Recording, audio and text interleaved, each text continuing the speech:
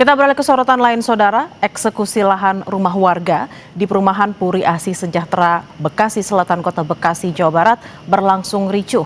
Warga menilai eksekusi 12 rumah itu salah sasaran.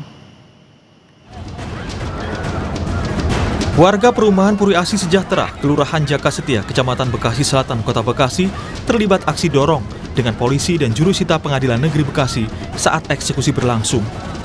Tidak hanya ricuh, warga juga membentangkan spanduk dan menyampaikan orasi penolakan. Warga menilai penolakan warga terjadi karena eksekusi dilakukan tidak sesuai. Warga merasa sudah membayar lunas rumah yang dihuni, tetapi kontraktor belum memberikan sertifikat hak milik SHM. Hingga akhirnya pengembang PT Puri Asih Sejahtera dinyatakan kolaps. Lalu tiba-tiba katanya ada pelelangan dari Taspen ke Taman Puri Indah. Jadi yang menggugatnya adalah Taman Puri Indah. Kalau kami adalah Komplek Puri Asih. Mereka klaim mereka milik, nah sebenarnya kita tempur lah di pengadilan. Karena waktu dia melakukan lelang Taspen itu dia bilang itu tanah kosong. Pada di sini itu ada 100 unit rumah. Ada manusia yang di sini yang menempati rumah. Dan kalau sudah ada bangunan rumah, itu di mana-mana itu kan pasti ada IMB. Jadi bukan bangunan liar itu. Sementara itu, jurusita Pengadilan Negeri Kota Bekasi mengatakan eksekusi sudah berdasarkan kekuatan hukum tetap putusan pengadilan dengan penggugat PT Taman Puri Indah. 12 rumah yang kita eksekusi hari ini ya, itu berdasarkan putusan yang telah mempunyai kekuatan hukum tetap. Jadi seperti itu ya Bapak-Bapak semuanya ya. Dan eksekusi alhamdulillah berjalan dengan lancar. Bu, penggugatnya siapa sih Bu? Atas nama siapa Bu? Penggugatnya itu atas nama PT Taman Puri Indah Pak. Galaksi itu ya Bu? Puri Indah. Sementara itu, kuasa hukum PT Taman Puri Indah TPI, Kus Priyanto, sebagai pihak yang dinyatakan sebagai pemilik lahan baru, menyatakan bahwa pengosongan lahan tersebut sudah melalui mekanisme dari Pengadilan Negeri Bekasi. Menurutnya, pada 7 Januari 2026, Pengadilan Negeri Bekasi melalui suratnya nomor 6551 akan melakukan eksekusi pengosongan dan penyerahan tanah dan bangunan terhadap 12 unit tempat tinggal yang berada di perumahan Puri Asih Sejahtera untuk diserahkan kepada PT TPI. Kegiatan hari ini adalah hasil dari putusan pengadilan, di mana Pengadilan Negeri Bekasi itu memerintahkan untuk melakukan pengosongan dan menyerahkannya kepada kami sebagai pemenang dan pemohon. Ya, ini adalah hasil dari setahun yang lalu kami sudah bermohon. Ya, sebenarnya di Agustus itu udah ingin melakukan eksekusi, tapi karena ada huru hara ya, maka itu diundur. Gitu. Hari ini kegiatannya ada 12 unit rumah, ya, Blok C dan Blok D, di mana semua adalah berdasarkan putusan yang sudah ingkrah, gitu. Jadi sudah tidak ada lagi upaya hukum yang lain. Menurut kuasa hukum PT TPI, 12 unit tempat tinggal yang dieksekusi ini merupakan putusan lama, sedangkan untuk unit rumah yang lain kini statusnya masih berproses di pengadilan. Alexander Belegur, Kompas TV Bekasi, Jawa Barat. Untuk membahas duduk perkara eksekusi 12 rumah di perumahan Puri Asih Indah, Kota Bekasi, Jawa Barat, kita akan berbincang dengan Ketua RT 07 Perumahan Puri Asih Indah Denisas melalui sambungan telepon dan juga kuasa hukum PT Taman Puri Indah Kus Priyanto melalui sambungan daring. Selamat siang Pak Deni dan juga Pak Kus, dengan Bella di studio. Selamat siang Mbak. Baik, saya akan ke Pak Deni dulu, Pak RT. Pak RT, sejauh ini bagaimana sejarah hunian warga di 12 rumah yang dieksekusi? Apakah benar warga telah menempati sejak awal tahun 80-an dan membeli secara sah dari pengembang maksud saya, PT Puri Asih Sejahtera? Jadi kalau saya boleh cerita, historisnya pada saat tahun 1983, itu kami warga, baik itu orang tua kami dulu, itu sudah ada transaksi dengan developer namanya PT Puri Asih Sejahtera. Kemudian di dalam proses itu ada dua. Satu yang sudah bayar lunas cash kepada PT Puri Asih Sejahtera. Yang kedua itu adalah pembelian nanti berupa kredit, itu nanti kan biasa ke BTN. Nah dalam proses ini berjalan, tiba-tiba itu kita nggak tahu yang untuk yang kredit itu ternyata bermasalah, tidak bisa diterima di BTN pada waktu itu. Usut punya usut, ternyata Puri ASI ini ada masalah dengan Taspen. Kami sebagai konsumen itu kan tidak tahu menahu masalah Puri ASI dengan Taspen. Kemudian Taspen melakukan lelang tanpa sepengetahuan warga. Yang dilelang itu disebutkan tanah kosong dengan jumlah sekian hektar. Padahal di dalam tanah kosong itu sudah berdiri 100 unit rumah. Yang itu pembelian itu juga sah karena ada transaksinya, ada yang bayar cash, ada yang sudah bayar DP, ada yang sudah membayar cash kelebihan tanah. Contoh rumah mereka tuh ada yang di hook, tanah itu lebih, itu mereka bayar cash. Artinya ini kan bukan menempati tanah orang, tidak menempati tanah tidak bertuan, tidak menempati tanah negara. Kami, orang tua kami itu datang waktu itu dengan niat membeli, ada transaksi. Kemudian ada masalah lelang itu, kami warga pun tidak pernah dilibatkan. Buktinya ini juga ada rancu lelang itu nggak bisa disurvei, Mbak. Kalau mereka survei, seharusnya tahu bahwa bukan ini tanah kosong. Betul memang tanah Puri ASI itu yang itu kosong itu memang sudah dilelang, tapi ini kan ada 100 unit rumah, sudah ada bangunan yang sudah dibangun oleh PT Puri ASI dan sudah ditempati oleh manusia. Nah, di sini ada ketidakadilan. Kalau ini memang dilelang kami dilibatkan, mungkin pada waktu itu kami pun, orang tua kami pada tahun 83, 84, itu juga mungkin untuk bisa ikut untuk di proses lelang. Ini nggak ada. Nah, tiba-tiba tahun 90 berapa saya lupa, tiba ada gugatan. Ada dari pihak Taman Puri Indah yang katanya mereka lah penguasa yang menang dari lelang yang dilakukan oleh Taspen. Itu kita nggak tahu, kan tahunya cuma hanya dengan Puri. Kemudian nggak ada, kalau katakanlah iya, nggak pernah ada upaya untuk mengedepankan rasa kemanusiaan. Kan bisa duduk bareng, cari solusi, melibatkan pemerintah segala macam. Ini nggak ada. Tiba-tiba kemarin melakukan putusan yang katanya sudah ingkrah, kami diusir 12 rumah dari 100 rumah unit yang ada di sana. Ini kan nggak ada keadilan. Apalagi pada saat putusan surat yang yang dibawa kemarin itu juga selevel badan pemerintah pengadilan itu salah, keliru. Dia sebutkan Jalan Jawa nomor C sekian, itu nggak ada. Ini aja berarti kan sudah ada kekeliruan. Nah, ini yang kami coba upayakan. Kita ayo duduk lagi, balik lagi, biar kami nggak sadis, Mbak, kemarin itu. Isinya juga pengosongan. Ternyata setelah dikosongin rumah itu mau dihancurkan. Dia kirim lagi deko. Nah, inilah yang kami lawan kemarin. Deko akhirnya dipulangin, tapi tetap pakai tenaga manusia itu semua dihancurkan. Padahal kalau berdasarkan surat dari yang jurusita yang datang itu ada pengosongan. Ini benar-benar nggak manusiawi. Kemudian disebutkan sama penggugat, ada tempat yang disediakan. Setelah tempat itu kami survei, itu pun juga tidak layak. Tidak bisa untuk ditempatin untuk yang katanya 1 bulan, 2 bulan, 3 bulan. Kita minta bukti tertulisnya untuk kita pegang, itu pun juga nggak bisa disajikan oleh yang jurusita dari pengadilan. Ini yang saya berjelasan. Jadi benar nggak ada keadilan. Dan kami sudah mengirimkan pengaduan surat, baik itu ke Komisi 3 DPR RI kami sudah kirimkan, ke Pak Wali Kota juga kami sudah kirimkan. Ya pokoknya kami mencari keadilan gitu loh, Mbak. Oke, Pak Denny, kalau begitu saya langsung tanyakan juga ke Pak Kus Prianto di sini. Pak Kus, apa klaim dari PT Taman Puri Indah yang menggugat warga atas 12 rumah tersebut yang kalau kita runut juga kasus ini sudah dimulai di tahun 2008? Baik, terima kasih. Momen ini saya pergunakan sebagai penjelas dari beberapa berita yang beredar di media sosial. Memang kasus ini dimulai sejak tahun 2008 dan 2009. Jadi ada 2 perkara.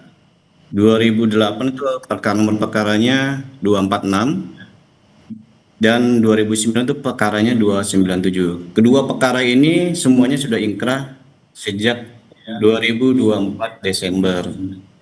Ya, jadi pada tingkat pertama kita dimenangkan, pada tingkat banding kita dimenangkan, tingkat kasasi dimenangkan, hingga di PK kita dimenangkan. Nah, kalau kita bicara sejarah tentang lahan yang ada di area tersebut, 12 unit yang kemarin kita mohonkan untuk melakukan eksekusi adalah terhadap perkara-perkara yang sudah ingkrah yang tadi saya sebutkan. Semuanya ada 12.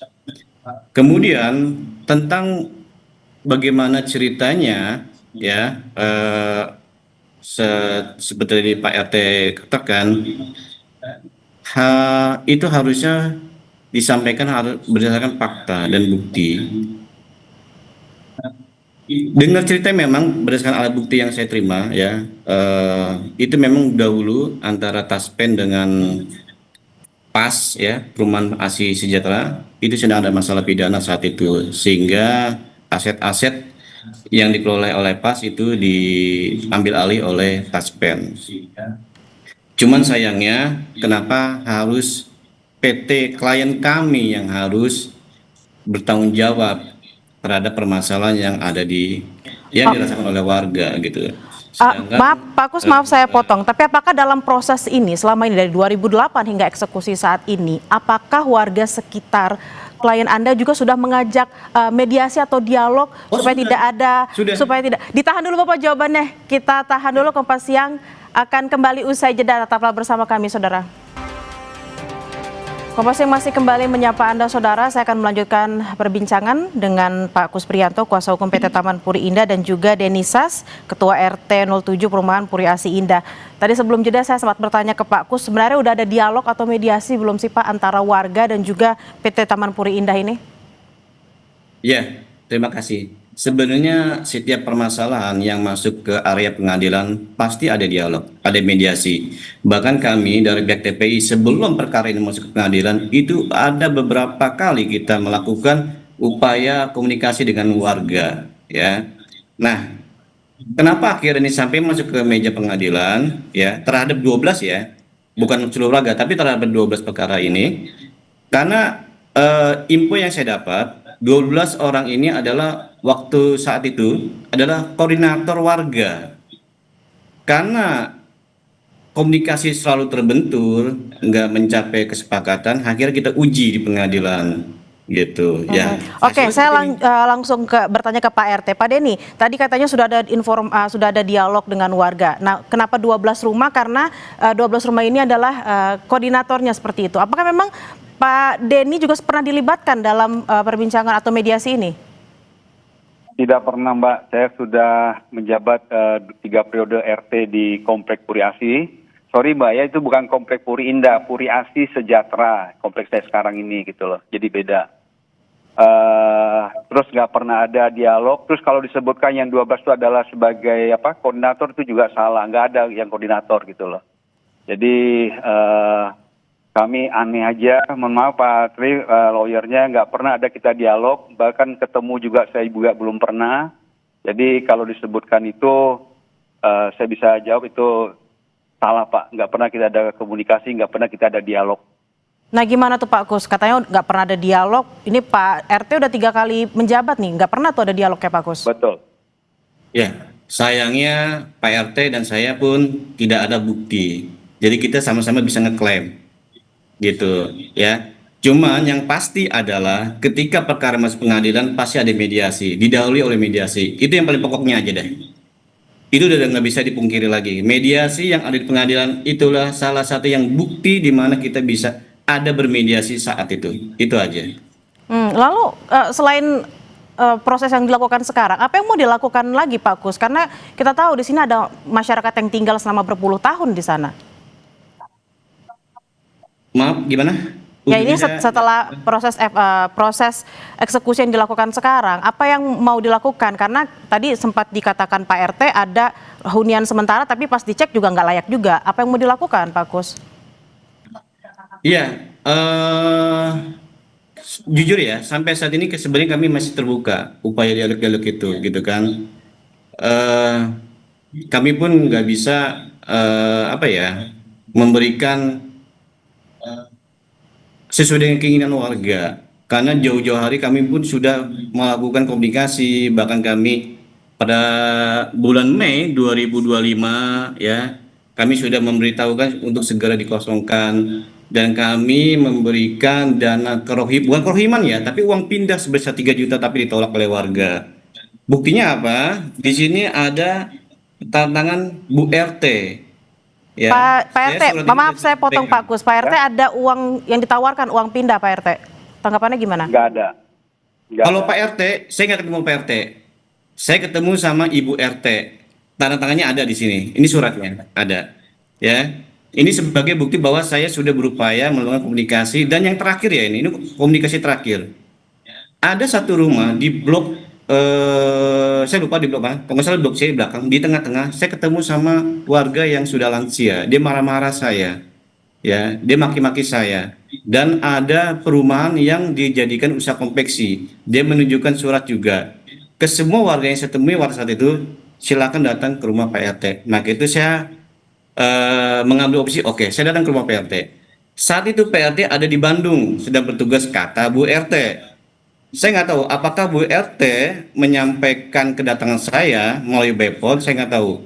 Cuman katanya tidak bisa dihubungi. Maka itu saya minta ke Bu RT, yaudah Bu, ini ada surat pemberitahuan dari kami, tolong diterima aja, gitu. Pak Denny, tanggapannya Pak Denny? Tidak ada. Yang namanya untuk komunikasi tentu nggak seperti itu, Bu. Kalau cuma hanya pemberitahuan rumah harus dikosongkan segala macam, itu bukan dialog. Yang dialog itu kan kita mencari solusi. Ada pertemuan. Seperti Pak bilang tadi ada pertemuan dengan warga segala macam. Itu kita nggak pernah lakukan, Pak. Nah ini yang sebetulnya Bapak kalau ada berkeinginan, warga kami pun juga berkeinginan. Bahkan kalau bisa di situ, kami pernah mengajukan juga dulu ke Pak Wali Kota, bahwasanya tolong kami dimediasikan. Kita nggak mau juga untuk mengotot-ngotot gimananya kami gitu loh. Tapi kita cari ada solusi yang terbaik. Karena menempati tanah di sana itu bukan sekonyong-nyong datang. Tahun 83 orang tua kita datang ke sana, kemudian ada permasalahan yang lelang segala macam kita nggak tahu kok bisa taspen gitu loh. Nah ini kan kita harus duduk barengin, jadi kita bisa cari solusinya apa yang terbaik. Tidak seperti kayak kemarin Pak Tris, diusir begitu aja, dikerahkan. Kami kakek-kakek, nenek-nenek, nggak ada upaya gitu loh. Kemudian sudahlah disuruh kosong, dihancurkan, datang Delco. Kemana kami harus minta keadilan gitu loh. Pak Denny, Ini lalu manusia yang tinggal di sana gitu loh.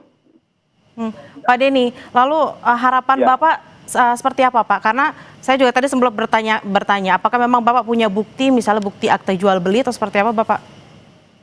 Kalau untuk bukti jual beli cash pada developer kami yang lama ada Bu. Kemudian untuk kami bayar DP dari yang untuk maju kerja itu ada semua. Kemudian kami bayar lunas yang tanah kelebihan yang tinggal di hook itu ada semua. Nah ini seharusnya kan juga menjadi pertimbangkan. Dengan kondisi seperti ini, nggak harus ada usir-mengusir, cari solusi, kita ketemu gitu loh. Jadi tidak seperti kayak kemarin, dizolimi gitu loh. Baik Pak Denny dan juga Pak Kus, kita harapkan memang polemik ini bisa segera berakhir karena ada solusi juga untuk kedua belah pihak. Terima kasih sekali lagi Pak Kus Priyanto, kuasa hukum PT Taman Puri Indah, dan juga Pak Denny Sas, Ketua RT 07. Selamat beraktivitas kembali, terima kasih.